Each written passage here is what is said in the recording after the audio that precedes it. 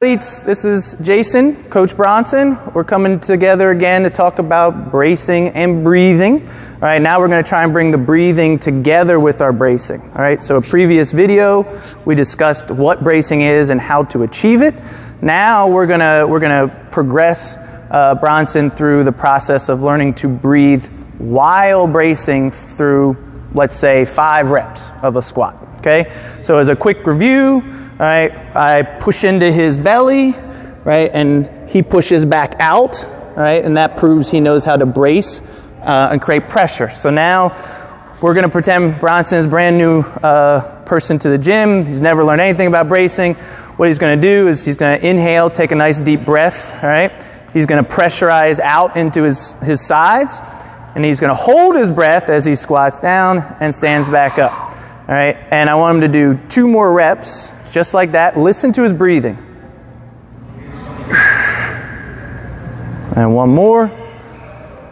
He's holding, and you hear the exhale, right? So he's not breathing during his rep, and it's intentional because he's pretending he doesn't know how, right? So now what we're going to do is we're going to try and actually give him 2 reps in a row, and he's going to try and breathe while bracing the whole time. What I'm going to do is I'm going to put my hands on his sides, and I'm going to move with him. And so that way he can feel if he's doing a lot of pressurization or not. And then he's going to take shallow breaths while maintaining the pressure out into my hands for 2 reps. All right, the breathing that you're going to hear on the audio is not going to sound so dramatic because he's got to maintain some pressurization in his cavity 2 reps in a row instead of letting it all go and then do a full rep alone. All right, so we're going to restart. All right, pressurize out my hands. Go ahead and take your time down. Doing a good job. Yeah, good. Yeah. So now he's holding that position. Good, yeah. So there's nice shallow breathing going on. It just becomes the athlete's, the practice of the athlete has to go into practicing exactly what Bronson did. So he should, all of us should be able to stand here, pressurize, and be able to talk like I'm just talking on camera right now. The bracing and the breath control are 2 separate skills that anyone can learn to do if you practice. And if you end up finding it challenging to do this standing, you could always practice on the ground as a regression. So go down on your back into a dead bug position, and we'll do super basic dead bug drills. So put your head on the ground, all right, press the back into the floor. And now all I want Bronson to do, we're just going to use legs today, but there's a bunch of other variations. All I want him to do is bring a leg out and in.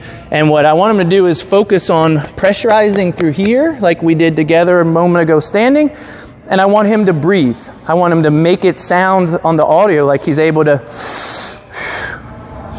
right? And this gives him a much easier position to practice the pressure and the breathing. And in theory, we can go to another position after that. For example, he can flip onto his stomach in a quadruped position, so like a low bear crawl position, let's say. This becomes much harder because of gravitational forces. Brings his knees off of the ground. He pressurizes through his sides, and then just practices staying pressurized while breathing again. All right? And then progresses to his feet, back to the squat, to do what you've already seen him do. All right? So if you have trouble with the breath and bracing, you can always go to the floor, then do quadruped, then standing. Once you got standing down, now we can load the system with a kettlebell, barbell, whatever, and continue our practice. And the reason this is important is not because we're going to practice just having shallow breaths while we're not doing anything. This is important to train because when you're tired and you're trying to catch your breath, you still need to be able to maintain that core control and stability while you're just like, you're sucking wind, it's hard, you got to breathe. So you can't hold your breath necessarily through a whole movement because you'll pass out.